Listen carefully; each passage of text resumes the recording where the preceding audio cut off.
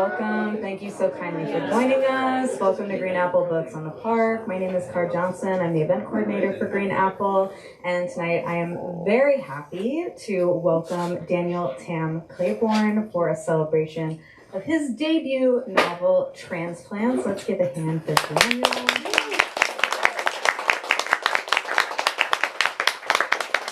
He is joined tonight by another Green Apple favorite, Eddie Ahn. Let's give a hand for Eddie as well. Thank you all so much for joining us. Thank you for joining us here in person. Anyone, if you're coming in now, this is all open seating. Feel free to have a seat here on the bleachers. Thank you for joining us in person and also online. Hello, online audience. I'm waving to a camera. You can't see me. We are broadcasting from San Francisco, California. We open each of our events with a land acknowledgement, and as such, I would like to let you know that we are operating on unceded Ramaytush land. And we think that land acknowledgement requires action, and so we encourage you to donate either your time or monetary means to an Indigenous organization each time you hear a land acknowledgement. We have details about the Ramaytush Land Trust at the back desk if you're interested in how to participate in this project of recreation. I have very brief business before I let these two take over. Now is a good time to silence your cell phones if you have not already. I didn't ask our authors how do we feel about photo taking, picture taking. We got a thumbs up. We're good to go. Photo taking is okay, but only good photos, no bad photos. Okay, that's the rule. Please do check out our full event calendar online at greenapplebooks.com. We have a really great season ahead of us, including the event you are currently attending. Please do, if you are able, buy books. We always appreciate it. If you've been here before, you certainly heard me say that when you buy books from us, not only do you support us as an independent bookstore, you support the writers who put so much work into making these books, and then you get to have a book, which might be the best part. So if you are able, thank you so much. We always appreciate it. And they'll sign them. They'll sign them, right? They'll sign them. So that's pretty cool. What a great opportunity. Take advantage of that. I would encourage you. Without further ado, I'm going to go ahead and introduce the two writers who are joining us tonight. First, Eddie Ahn is the writer and artist of Advocate, a national bestseller graphic memoir published by Penguin Random House last year. We had the pleasure of hosting Eddie's launch as well. He serves as the executive director of Brightline Defense, an environmental justice nonprofit that has been engaged in policy and legal advocacy since 2009. In December of 2021, Eddie was inducted into the state of California's Clean Energy Hall of Fame. His art has been, I think that's cool too. His art has been featured in public art and mural installations throughout San Francisco, and he's been recognized as a cartoonist in residence by the Charles M. Schultz Museum in Santa Rosa. Let's give one more hand for Eddie Ahn.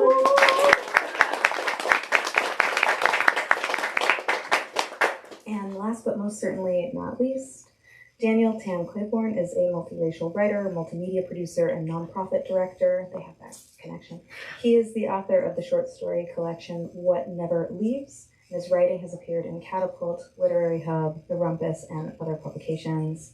A 2022 National Endowment for the Arts Literature Fellow, he has also received support from the U.S. Fulbright Program, Kundiman, Sewanee Writers Conference, and other many illustrious places that have supported his work. Daniel holds degrees from Oberlin College, Yale University, and the MFA program for writers at Warren Wilson College. Born and raised in Brooklyn, he lives with his wife and daughter in Seattle, and his novel Transplants is the reason we are here tonight. Let's give one more hand for Daniel.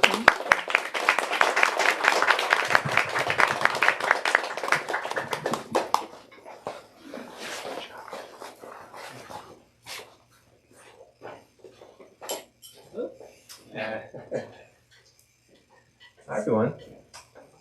Good evening. I think we're first going to start with an excerpt by Daniel himself, but it's good to see you tonight and really excited for this book. Yeah, thank you so much for doing this, Eddie. I've already broken the mic. I was like literally up here for 2 seconds.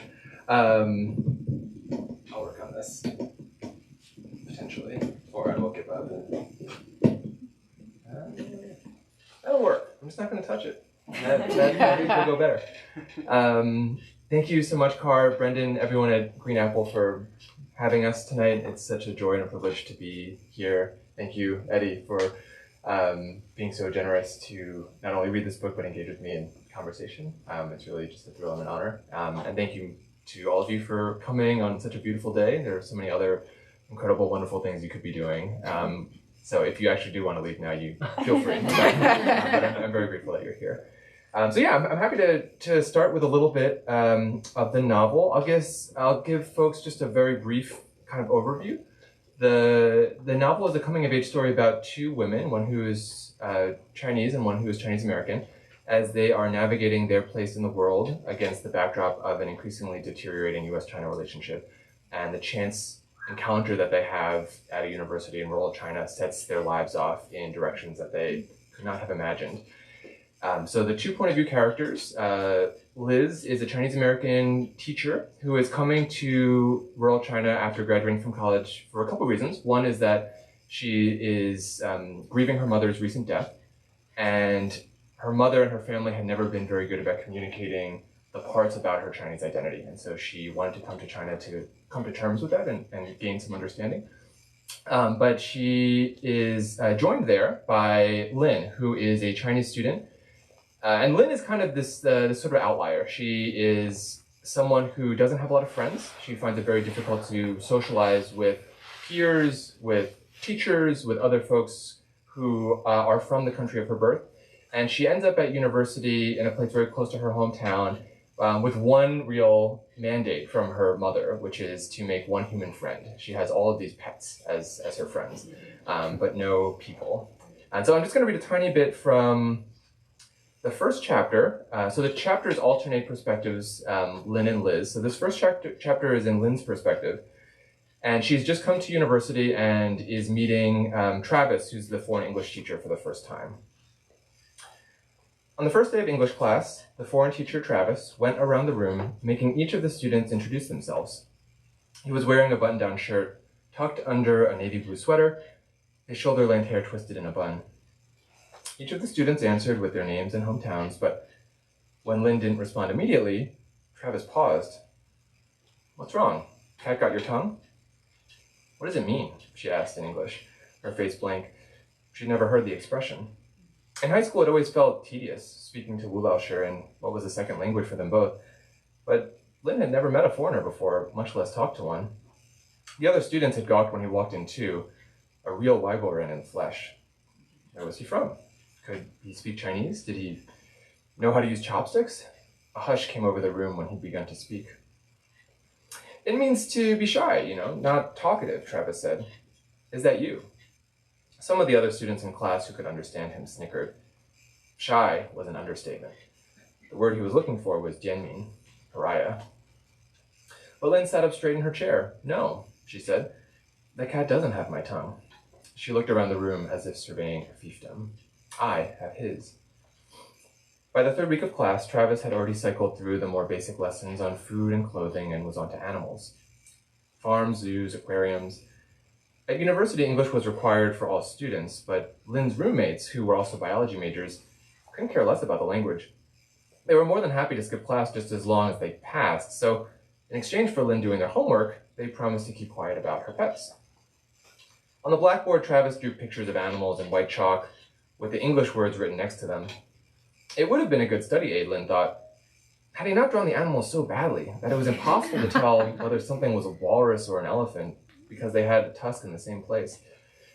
"This is the word for giraffe," Travis said, before stepping back and scanning the letters, Lynn suspected, to make sure he'd spelled it correctly. "Oh, what's that one?" Lynn asked, pointing a finger at a lumpy shape with crosshair markings and a bushy tail. Lynn had never been much of a note-taker in class. She could stare at a cross-section of a pancreas or a list of world capitals organized alphabetically and had no trouble committing the information to heart. But she found herself scribbling furiously in her notebook in Travis's classes. Not vocabulary or sentence fragments, but the things she noticed about him. His mannerisms, his gestures, the way he looped his L's on the chalkboard, his nervous habit after assigning an activity for the class to do in pairs, a pacing from the podium to the window, and staring up at the oak tree with its sun-dappled leaves, his hands drawn to either side of his hips, chin tilted skyward, his mouth slightly agape. The class now seemed to be glowering collectively at Lynn, at her newfound loquaciousness. but Lynn's attention was rapt. She sat in the same seat every day, at the very front of class. She could express herself in English precisely because it didn't feel as though she was expressing herself at all. It was like adopting a wholly different persona in a pretend world, like learning an animal language. "Oh," Travis said, "that is a pony." From his throat erupted a noise Lynn associated with the old cowboy westerns she'd streamed back home, but the rest of the class exploded in laughter. What is it?" Travis asked, confounded. "It couldn't be any worse than my drawing." Calling a baby horse a pony and not, frankly, a small horse didn't make any sense to Lynn, so why should their sounds be any different? Horses neighed in English, bees went buzz, and dogs, most idiotic of all, woofed. The only sound that came at all close to mirroring the Chinese equivalent, Lynn decided, was a cat's meow. Had Travis ever been to a zoo? Owned a pet? Had he walked far enough away from campus that he could see the stray dogs curled up in restaurant entranceways cruelly shooed away with a straw broom? Nearly a month of notes during class, and still, Lynn felt she wasn't any closer to understanding her teacher, this bizarre person who Lynn saw her own likeness in, recognized in other words as being human, in some ways more resembled the animals she cared for, each with their own distinct personality, striking features, curious habits. It nagged at her incessantly. The sense that he was both like her and yet completely different, a new creature to be understood. "Look, if you want to see some real animals," Lynn said, taking him aside after class, "I've got them." She smiled the same smile she made when she first bought her cat from the pet store. "I can show you." I'll stop there. Thank you all.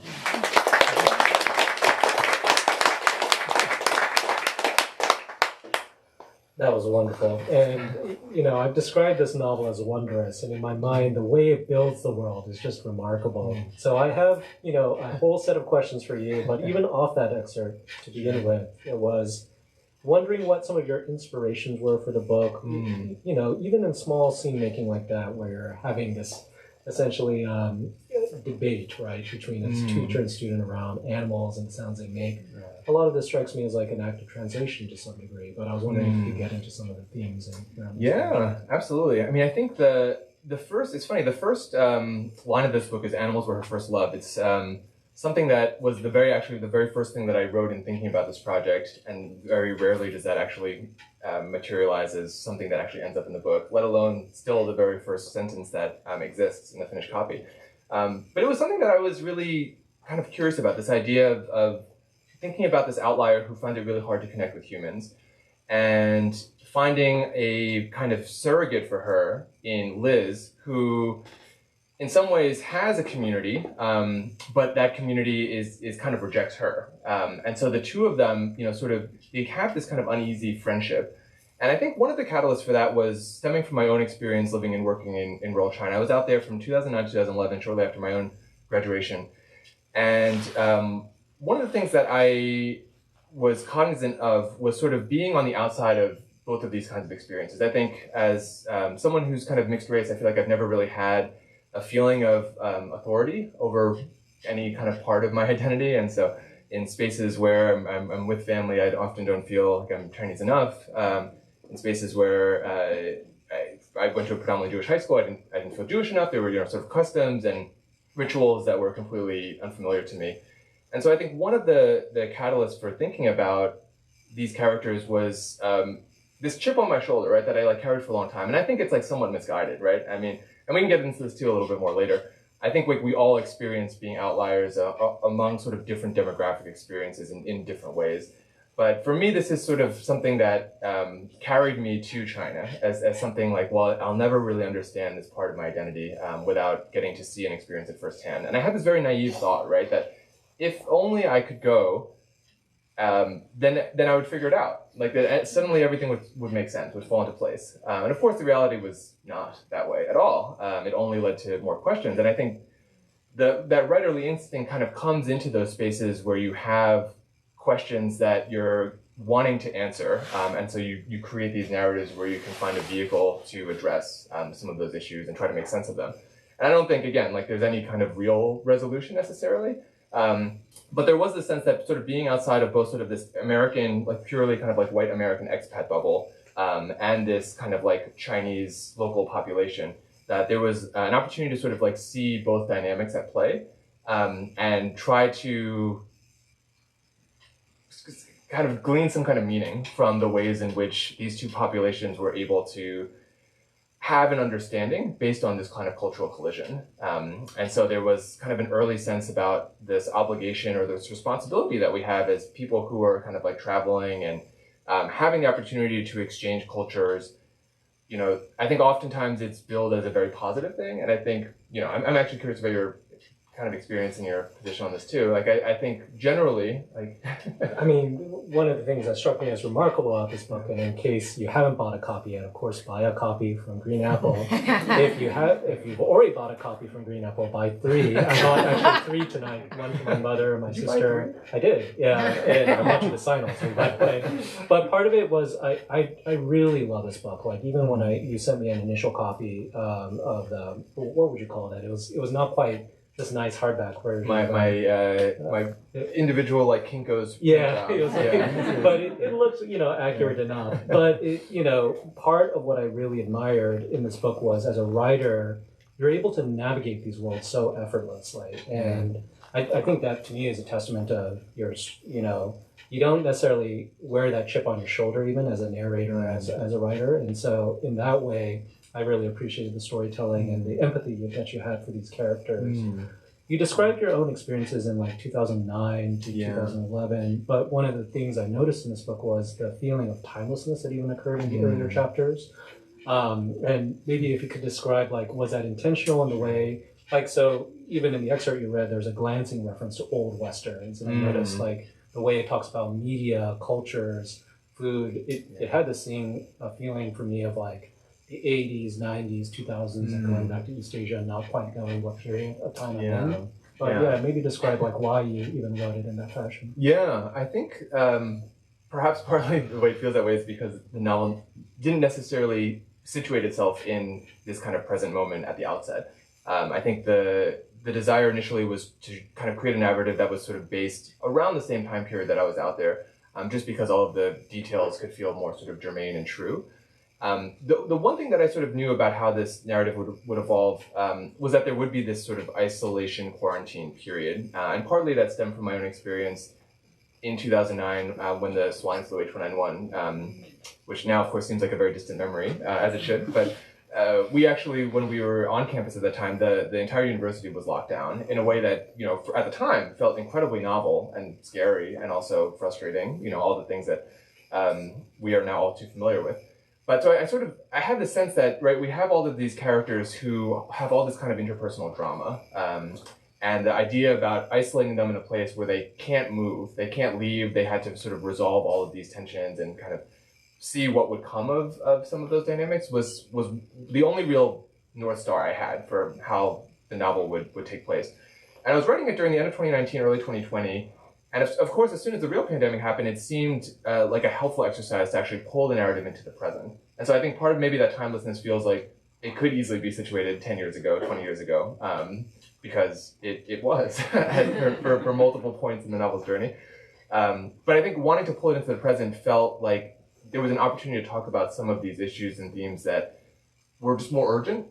The stakes were higher for the characters. It was an experience that, right, not only some people had an understanding of, not even most people, every single person alive on the planet has had some exposure to what it felt like to experience the pandemic. And so there was a sense that if I could draw this narrative into the present, it could maybe have the opportunity to connect with individuals who are even very distant from ideas around kind of US-China diaspora, about Asian American identity, that there would still be this perhaps timeless, or at least kind of elemental facet that might be true to others' experiences. Subtly, I found it like a commentary of sorts on how history can be cyclical too.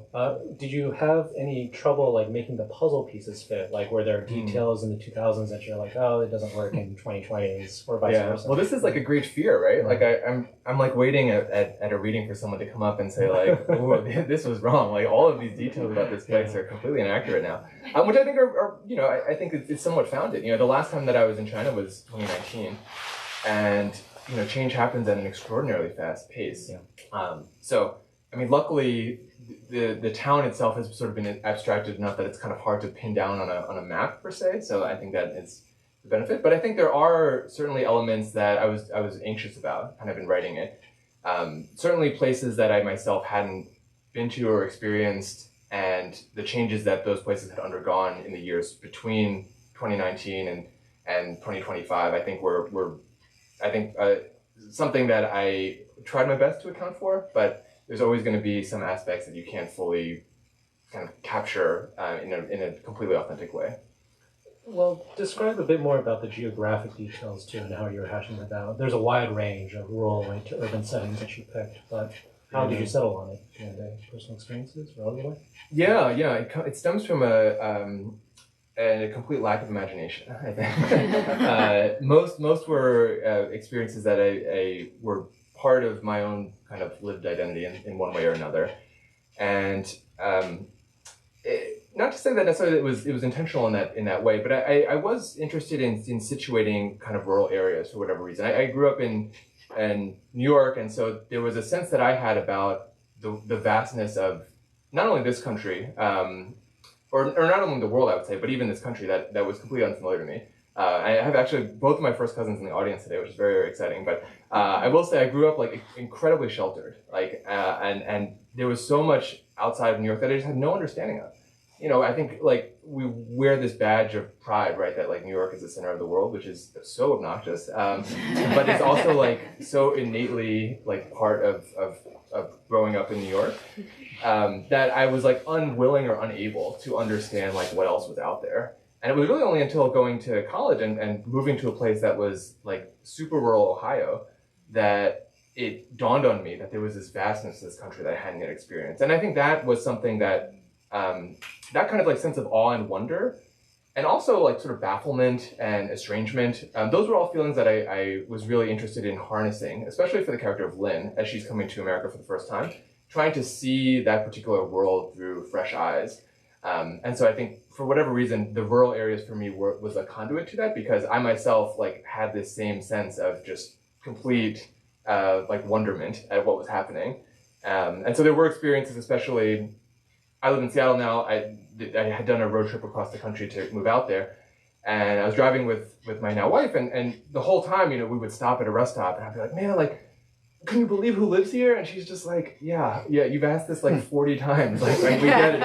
It's pretty different. But I think like that was something that I think was a little bit easier to capture in some ways than maybe some of the cities in an interesting way. Well, by midway into the book, I noticed how geography and time, these trends started to emerge in a way that it started to feel more rooted and probably crystallized. I don't know if you would really call it like a plot twist, but like a COVID essentially changes everything for the characters and where they're situated. So maybe you want to describe like where one of the characters, Lynn, is situated versus Liz at the time.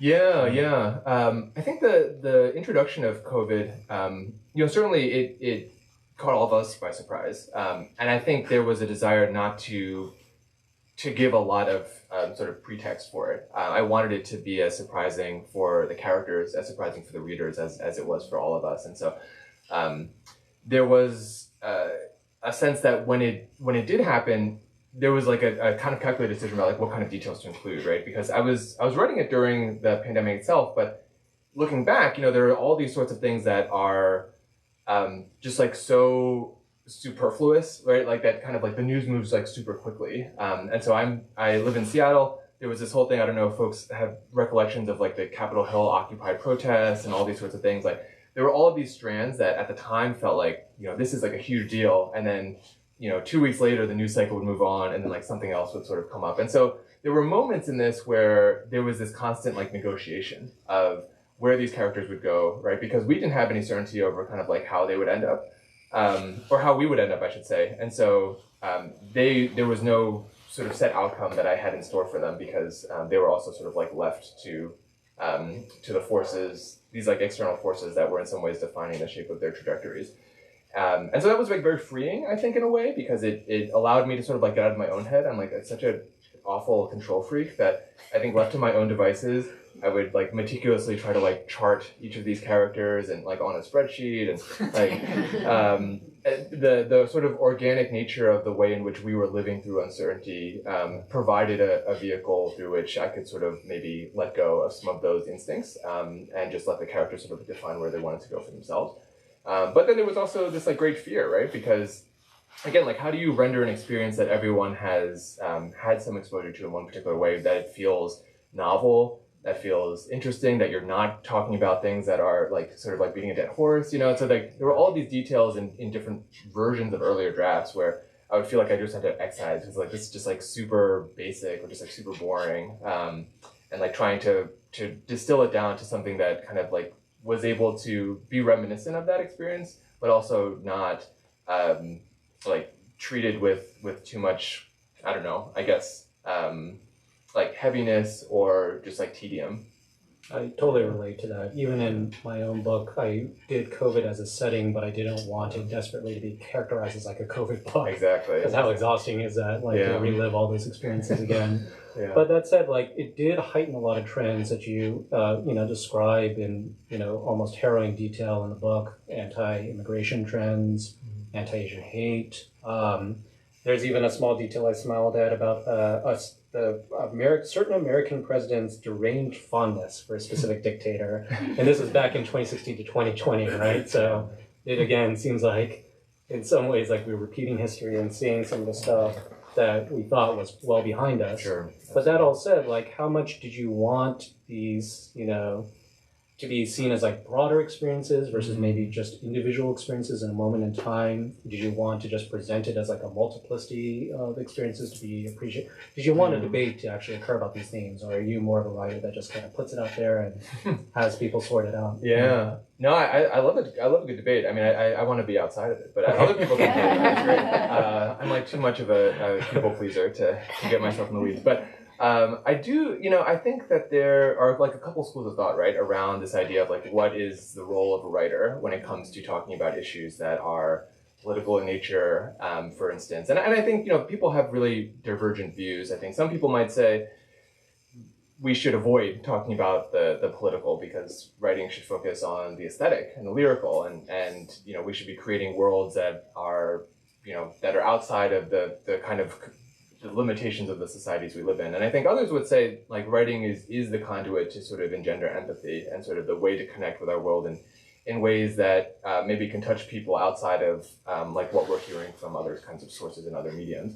And I don't really fault anyone for kind of like where they fall on that spectrum. I think for me, I think when it comes to this particular work, like I felt like I did have a particular responsibility. I guess someone who was able to really have like the privilege of kind of like sitting on like sort of in spaces that are the Venn diagram of these two worlds at a time, right, when information and exposure and access to some of these like US-China geopolitical dynamics are so constrained. And the ability to try to tell a story that humanizes that relationship to some particular degree. I think there is a great deal of there's a great deal of limitations in the kind of information that we're able to access here, certainly as well as China. And I think it does a huge disservice to the way in which we can see the politics of these two countries outside of these like splashy, very static, very antagonistic kind of headlines and be able to understand the individuals, like the human lives that are experienced on the ground. And so there was a sense that I wanted to sort of portray that dynamic in a way, but of course then you run the risk, right, of like sort of being too didactic or being pedantic.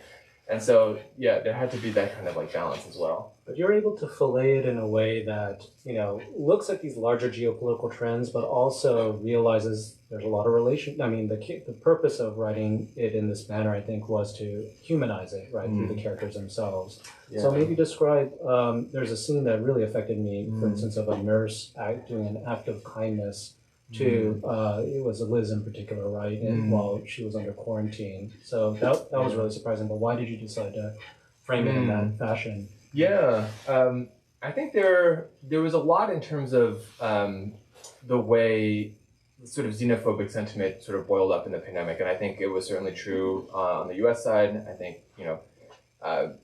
Chinese students, Chinese nationals, Chinese Americans, by association Asian Americans in general, I think there was a huge spillover effect in the way that sort of those negative impressions were so pervasive within our entire community. And in China, there were similar forces at work. There was a very strong backlash against foreigners, this idea that foreigners were sort of flouting the quarantine rules. And I think there's this constant tension, right, between this idea of like freedom and the sense of like freedom in one context might be the ability to give up some degree of personal autonomy for the sake of collective safety. Freedom in another context, right, is the sense of me being able to unilaterally decide what it is that I want and what not to do, irrespective of the ways other people like live and operate. And part of that dynamic, I think, was each character is trying to sort of hedge against these forces that are both like intimately familiar to them, but also incredibly foreign. There are parts of their identity that they see reflected in the societies that they see themselves in. But there are also these forces that are enormously unmooring for them. And I think that scene that you're mentioning in the quarantine hospital is one of them, where Liz sort of decides to take on this persona of trying to kind of be a Chinese national to kind of obfuscate or sort of get around the potential like perceived negative impression that the local Chinese staff at the hospital might have for her if they knew that she was a foreigner. And so there's like all this kind of like masking, right? And I think Lynn and Liz, right, as characters, like the intentionality behind their names was kind of part of that idea. Like they're one letter apart. It's very obnoxious that their names are so closely related. But that there's like sort of two sides of the same coin. They exist on this Chinese diasporic like spectrum where I think although their lived experiences are so radically different, on the face value, people might see them as exactly the same, and I think that's something that both is a concept that they can use to their advantage, but also is it undercuts sort of their ability to like truly find a sense of belonging as a result. I won't reveal what the act of kindness was, but I just really love that moment where the nurse understood Liz for who she was, saw immediately through that guise, and then did this enormous act of generosity that took Liz by surprise. And to me, that reminds me of like, acts of kindness with strangers, right, that often create unintentional community. What a lot of people relate to, though, is like either like accidental relationships, like you portray essentially a relationship in lockdown because two characters are brought together in that way. Another relationship that, or set of relationships that may not be accidental. Well, maybe you tell me, are they accidental or not accidental? The way the mother's relationship occurs with, say, Lynn and with Liz too, and the way they interact as characters as well. Yeah, I think the interpersonal kind of family dynamics were something I was really interested in. Not necessarily to sort of kind of prescribe each character sort of like a particular like narrative stance, but I think there is such a multiplicity, exactly as you're describing, in the way that we kind of can understand, especially mother-daughter relationships, like as they exist throughout the canon of like Asian American history. Of course, like Joy Luck Club being very high among them. But then you've got like Amy Chua and Tiger Moms. I think there are these like very kind of like essentialized representations of what these dynamics look like. And I was really interested in playing with that a little bit, not perhaps making them quite as clear cut. And I think the way that presented itself to have that opportunity is you have like sort of this Chinese American dynamic of mother-daughter relationships, but you also have this like Chinese national sense. You also have Stephen, who is later Liz's boyfriend, and like his relationship with his mother, which is like very different from Lynn's relationship with her mother, even though they all grew up in China.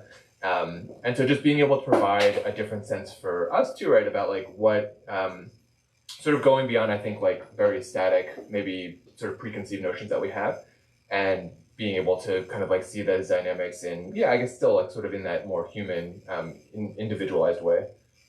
I loved the moments of unspoken love, perhaps, between mother and daughter too, that you explored. As a writer, though, you were teasing it out as much as you could. So when did you know to pull back from over-explaining, perhaps, those moments? Oh, well, just read my earlier draft. And then all the over-explanation is right there. It was. I think it's hard, right? Like you want to. I don't know. I think for me, like I think this kind of gets to this question of like the Asian American canon too. Like there is this sense that 20, 30 years ago, when you have these vanguards who are writing, perhaps for the first time in English about some of these experiences, Amy Tan, Maxine Hong Kingston, others, there was a sense of like wanting to create narratives that are completely legible to a Western audience. Because at the time, and again, like maybe we haven't actually moved all that far from that now, but like Asian Americans were seen as like these inscrutable, perpetual foreigners. Like the last thing we wanted to do, right, was render our experiences in a way that was incomprehensible, like to the people we were trying to get to accept us, right? And so I think the way that those narratives were written, and again, no knock against them, like I love those books, but they were written in a way that perhaps like over telegraphed maybe some of these like thematic ideas because it was so important for those writers to make clear our histories, make clear our intentions. And I think that also kind of dovetails with the idea of language. Anytime that there were words that were in Mandarin, for example, or in Cantonese, they would be like set off with italics, and they would be like, they would be explained immediately and translated. Again, just because we didn't want to leave anything to sort of misinterpretation. And so I think I was really inspired by folks who are kind of coming in and wanting to provide a kind of vehicle that doesn't necessarily presume like that full-on like Western guise. And that way of kind of perceiving the world, and instead perhaps creates a narrative where the dynamics between these individuals are more germane to how they would actually like respond in real life. Like if you have two Chinese Americans sitting around a table eating, they wouldn't be explaining the food to each other, right? Because it's like that is just completely, it's so known to them. So I think trying to like play with some of those things, even if it meant a degree of like dislocation or alienation in some cases for the reader, right?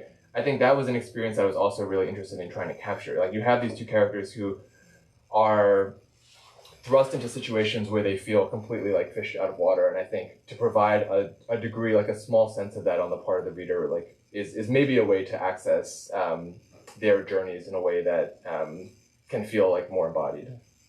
Well, you mentioned food, by the way, and I just love that detail about fried crabs, being like this random vendor off the side of a river, right, trying to sell fried crabs, and then even the detail of not being able to eat the fried crab because it's just too cold to take your glove off and work with. Is that something you personally experienced? I did experience that. Delicious looking crab, and just like frozen in my hand. It's like I can't take off these gloves. Well, ending on perhaps the final revelations in the book, again, without giving it away, but why did you choose to end the way you did? And again, like I find like a lot of the themes have come full circle by the end, themes of freedom, maybe even the illusion of freedom or the illusion of choice. But touch on like why you had the characters intersect the way that they did. Toward the end. A challenge to not give it away. No, I mean, I think there was... And I'm curious if this was kind of your experience too. I feel like in very broad strokes, right, you can have narratives that are like happy endings and sad endings, right? Like in the most like purely simple terms. And I think there was a version of this narrative that very easily could have been one that was concerned with like grief and loss and mourning, right? Especially because of all of the themes that are sort of woven in. You don't have very uplifting themes here. You've got COVID, you've got anti-Asian hate. I mean, there's crabs. Like, there's nice things too. But I think there was a sense that like we're just gonna kind of get through all the bad stuff and then like gut punch at the end. It's like it's even worse than you expect. But I think there was a great desire on my part to circumvent that to some extent. I think because I myself like tend to have a very cynical view of the way that these dynamics are playing out. And I think I wanted to find hope through these particular characters. And it was actually like really lovely to feel a degree of that. I mean, I think where the characters end up isn't necessarily a place where we know that they are safe for all time, right? I think identity formation and belonging is not a static journey, right? It's something we revisit maybe incredibly frequently, but certainly, every couple of years, the sense of, am I in the place that I can feel a sense of closure or resolution? Or what are some of the factors that are making this decision to stay or to leave that much more challenging? And so even finishing the book kind of just takes place over the course of a year. It's divided into 4 seasons. At the end of 2020, these characters find themselves in a particular place, but I think now too, like what would happen if this timeline got extended out 2021, 22, all the way to the present? Like, would they still make those same decisions? And I don't know. Like, I sort of worry about them. But I think that's like To be explored in the sequel. yeah, absolutely. I think we're going to move to questions shortly, but I had one really quick one, and it's just my bias as a cartoonist. I noticed these fun design elements in the book, and I was wondering if you could explain toward the end why there was a cocktail glass by the time You know, I wish I could explain that. Okay. This was a creative decision on the part of the publisher. Yeah. There were a lot of interesting creative differences, I will say, about the cover, which we can talk about at some point. But yes, all the interior designs were purely the publisher, and I was very happy to let them run with whatever wild ideas they had to represent the seasons. I was trying to find another one. Oh yes, winter. Yeah, winter, you got a snowflake. Yeah. Am I the first one to mention? You are the first one, which shows your bias. It's great. I love it. But that said, maybe while we wait for questions, do you want to describe the cover process itself too? Yeah. The cover was. I take a lot of responsibility for how badly the initial designs were, because I think like never ask unless they're asking you, unless they're asking a writer who has like enormous like aesthetic and visual acumen, like never ask a writer without that to come to them with ideas about how a cover should look, because my ideas were bad and the execution on those ideas were worse, and so we ended up in a very bad situation. And there was a very short window. How long of a time period was this? I think we'd gone back and forth for like 2 months, and then there was like 1 week where it was like, well, you got to pick one of these options, and they were all bad.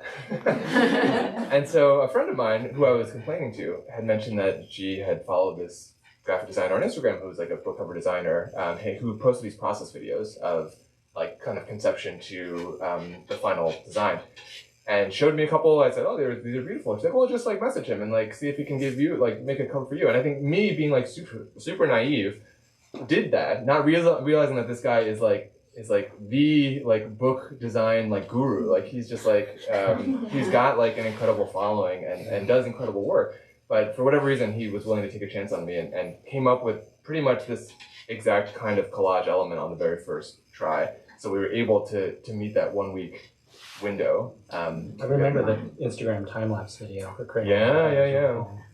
He's amazing. Yeah. Encourage everyone to follow his work. Alicia Zapeta, he's incredible. Yeah. So, Car, should we move to questions then? Yes. Are there questions from the audience? We have roughly 10 minutes to entertain. Whatever comes to your mind. He's keeping us on time. Yeah, great. Second turn. Yes, in the back. Professor Gold. Yeah. I haven't had a chance to read it yet, but I'm looking forward to it. I'm going to ask the gender question. Why did you decide to tell the story, make the protagonist women, female? Yeah. And also, how did you, as a male, try to understand if there is this particular perspective that they bring, that the women bring to the story? Because I read, your Shazi short stories, which are very much from your perspective. That's right. Very, not subtly autobiographical. Incredibly subtly autobiographical. No, I think you bring up a great point. The collection that Tom's referring to was a book called Whenever Leaves, which I think 4 people in the world have read, all of whom are here tonight. It's great. But it was very much drawn from this perspective of like a Chinese American male living and working in rural China. And I think like there was so much of that experience that like resonated with me deeply that I think about so often to this day. And there's this whole sense of like, do we lean into our obsessions as kind of creatives, or do we try to like set them aside? And I think in this particular instance, I felt like there was still so much richness to that experience that I wanted to be able to portray. But I was really like sick of that particular narrative frame. Like I was sick of like the I voice that maybe was me, or maybe that was someone who resembled me in almost all ways. And so something that I've been thinking about since then, that was a very long time ago, was all of these characters who kind of lived on the periphery of that experience, who frankly never got a chance to share their perspective on the events that were happening. And so there was a great desire to want to center those voices and put them at put them in conversation with one another. So I think that was kind of like one piece. I think the other piece is, I think there's this conventional writing advice to write what you know, which again, I don't think is bad advice necessarily, but I do think it's quite limiting. Like I think if we each were only capable of telling the stories that are of our own lives, our narratives would be super boring, like super limited. And I think there was a sense for me of wanting to challenge myself to think about experiences that were outside of my own lived identity. I think as a way, as a service to the characters in some ways, because I'm trying to at least kind of create or engender a world in which we can approach each other with more humanity and empathy. So I couldn't really do that in good faith if I myself wasn't going through the exercise of trying to put myself in someone else's shoes and seeing how those experiences played out. That said, it was only through an enormous amount of generosity from first readers who themselves occupied many different parts of their experiences to weigh in on whether or not I had rendered these two characters in ways that were true and authentic to their experiences. And many times I did not. And they were very not shy about telling me all of the places where my best kind of friend. It was great, yeah. Where things were just not working, and we're like, this is patently not true, and you have to take this away. So that was very, very helpful. So I think there was the sort of research interview kind of element with lots of folks, first readers, and then I was very fortunate to be writing in a time when there was also an incredible amount of first-person reportage about these particular experiences.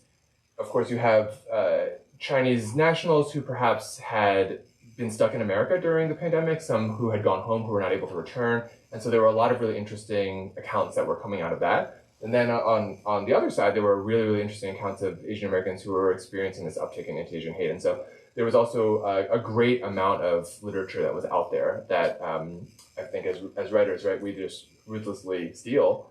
And that was part of the process as well, trying to sort of like synthesize and sort of bring all those voices into dynamic characters that kind of like represent that full spectrum. I've always liked that quote, good artist copy, great artist steal. Great artist steal, there we go, exactly. Another question from the audience. You can't be this shy. Yes? Clearly, like, pulling the story forward into COVID, you were writing it before that happened. How did the pandemic and writing a novel during the pandemic offer more angles or perspectives on things you were already trying to say? Like, it sounds like the anti-Asian hate stuff, but you've thought about Chinese-US tensions for a long time. How did that writing during that time and watching that unfold in real time influence the directions of the book? Yeah, it's a great question, Carrie. Thanks for asking that. I think, there were, of course, I think so many of these things were like sort of sitting in plain sight for a long, long time. But I think for folks who maybe weren't kind of paying quite as close attention, they could kind of go under the surface. And so I think part of the desire to want to center it in a time when it was kind of impossible to ignore, just supercharged those elements and just made them that much more, I guess, like obvious in some ways. But I do think there was this other element, and I think it was something that caught me by surprise, which was what felt to me like an enormous gulf between the Chinese and the Chinese American communities in a way that I didn't really have a conception of prior to the pandemic. And I think there was something that really stemmed like even from my family in the way that as the pandemic was underway, there was a sense from, and again, my family is in the audience, so I have to be careful what I say, but there were people within the family who really shocked me in the way that they were scapegoating the new immigrants from China and saying, it's because of these people that we are made to look bad. And they're the ones who should be held responsible. And of course, like I think there's been all of these political currents certainly over the last decade of folks who have been able to immigrate to this country, establish themselves, and oftentimes they are the hardest liners, right, against border security, immigration control. But I just never really expected it to happen, like within my own kind of, very, very intimate community. And so that was also something that I felt was a realization that dawned on me, and it was a helpful way to sort of pull that narrative into the more contemporary period. Yes. Yeah. What's something that you learned about yourself in terms of your Asian/Asian American identity in the process of writing this book? It's a great question. What did I learn about myself? I learned that there is this great multiplicity, and I think that maybe that's a cheap answer, but I do feel as though it's so easy to think about Asian Americans as this monolith, and the ways in which each of these characters are coming to experiences with both like a broad set of kind of lived background, but also the ways that their worldview is like really shaped and filtered through their own kinds of like upbringing and the experiences that they have or the experiences that they're sheltered from. I mean, I think the character who comes to mind most is Phil, who is Liz's brother, who is, you know, kind of like a very like self-hating Asian American who doesn't embrace that identity, is, you know, sort of maybe what we might consider like, you know, sort of these like Asian men's rights kinds of like folks. And that's like a whole dynamic in a population that was very, very unfamiliar to me. But it's also part of the community. And so I think it allowed me, and it compelled me to actually get a broader sense of all of these different facets. So there, you know, there's sort of that component. This doesn't really make its way into the book, but you know, affirmative action was something that came out as this book was being written, and the way in which the Asian American community was so divided on some of those particular issues. Like, it was actually so, I mean, it was incredibly sad in one way. You know, I feel like we often say there are all of these forces that are threatening to tear this community apart. White nationalism and all these kinds of different kinds of racism. And like, here we were dividing ourselves. Like, we were just like, you know, eating our own tail as a community.